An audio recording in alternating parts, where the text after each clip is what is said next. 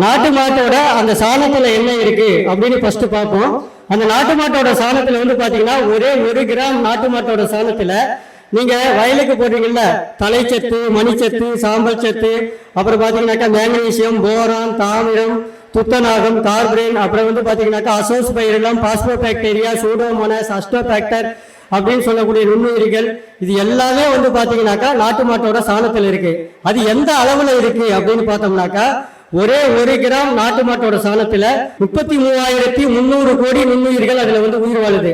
அந்த 33,300 கோடி நுண்ணுயிர்களை வந்து நாம எப்படி டெவலப்மெண்ட் பண்ணலாம், அதாவது அதை இனவிருத்தி எப்படி பண்ணலாம் அப்படிங்கறதா வந்து இயற்கை விவசாயத்தோட சூட்சமம். அதை தான் வந்து நான் இப்ப உங்களுக்கு சொல்லிக் கொடுக்க போறேன்.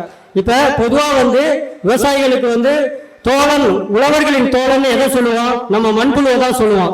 அந்த மண்புழு வந்து நம்ம வயலுக்கு வரணும் அப்படின்னாக்கா நாட்டு மாட்டோட சாணமும் நாட்டு மாட்டோட கோவியமும் நாட்டு மாட்டுல இருந்து கிடைக்கக்கூடிய பொருட்களை மையமா வச்சு தயார் பண்ணக்கூடிய இடுபொருட்களை வந்து நம்ம வந்து விவசாயத்துல பயன்படுத்தணும். அப்படின்னாக்கா மண்புழுக்கள் வந்து உங்க வயலை தேடி வரும். எங்கே இருந்துங்க வரும் அந்த மண்புழு அப்படின்னு நம்ம பார்த்தோம்னாக்கா ஒரு 3 கிலோமீட்டருக்கு 5 கிலோமீட்டருக்கு அந்தாண்ட இருக்கக்கூடிய மண்புழு கூட உங்க வயலை தேடி அது வந்து சேரும். அதுக்கு நாம என்ன செய்யணும் அப்படின்னு பார்த்தா அதுக்கு நம்ம ஒன்றும் பெருசா ஒன்றும் செய்ய வேண்டாங்க. அதுக்கு வந்து நம்ம நாட்டு மாட்டோட சாணத்திலிருந்து கிடைக்கக்கூடிய பொருட்களை வச்சு சில இடுபொருட்களை தயார் பண்ணி நம்ம வயலுக்கு கொடுக்கலாம். அதுல ஃபர்ஸ்ட் வந்து பாத்தீங்கன்னாக்கா அமிர்த கரைசல். அமிர்தம்னா என்ன, உலகத்திலேயே சிறந்த உணவு அப்படின்னு பொருள். அந்த அமிர்தம்னா உலகத்திலேயே சிறந்த உணவுன்னு சொல்றோம் இல்லைங்களா, அது வந்து அந்த எங்க இருக்கு அப்படின்னு கேட்டீங்கன்னா நாட்டு மாட்டோட கோமியத்திலையும் சாணத்திலையும் தான் இருக்கு.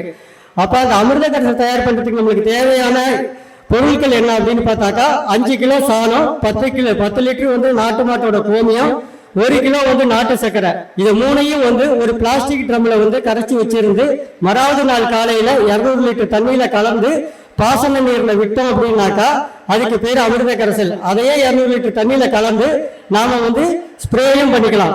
ஸ்ப்ரே கைத்தெளிப்பான் மூலமாவோ இல்ல பவர் பேட்டரி மூலமாவோ நம்ம வந்து ஸ்ப்ரே பண்ணிக்கலாம்.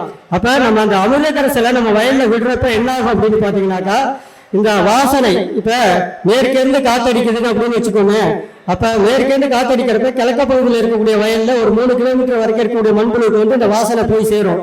அப்ப அந்த வாசனையை பார்த்து அந்த மண்புழுக்கள் என்ன செய்யும் அப்படின்னு கேட்டீங்கன்னா கொஞ்சம் கொஞ்சமா ஒரு வயலா நவுந்து வந்து ஒரு 6 மாசத்துக்குள்ளேயோ 3 மாசத்துக்குள்ளேயோ உங்க வயல்ல வந்து இந்த மண்புழு வந்து சேர்ந்துடும்.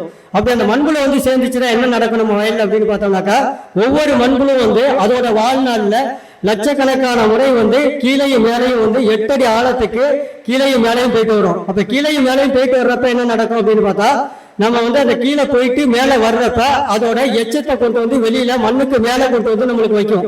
அந்த மண்புழுவோட எச்சத்தை மேல கொண்டு வந்து வைக்கிறப்ப என்னன்னு கேட்டீங்கன்னாக்கா அந்த மண்புழுவோட எச்சம் வந்து நம்மளுக்கு எப்படின்னு பார்த்தா நம்மளுக்கு வந்து நம்ம சொல்றோம் இல்லைங்களா, தாய்ப்பால்.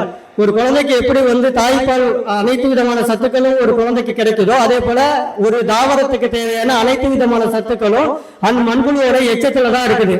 அந்த மண்புழுவோட எச்சத்துல இருக்கக்கூடிய அந்த சரிவிகித உணவானது பயிர்களுக்கு கிடைச்சி சரியான வளர்ச்சி நம்மளுக்கு கிடைக்கும், சரியான மகசூல் கிடைக்கும், நம்மளுக்கு வந்து சுற்றுச்சூழலை பாதுகாக்கும், அதே சமயத்துல வந்து வயல் கெட்டு போகாமல் இருக்கும், உயிர்த்தன்மையோட இருக்கும்.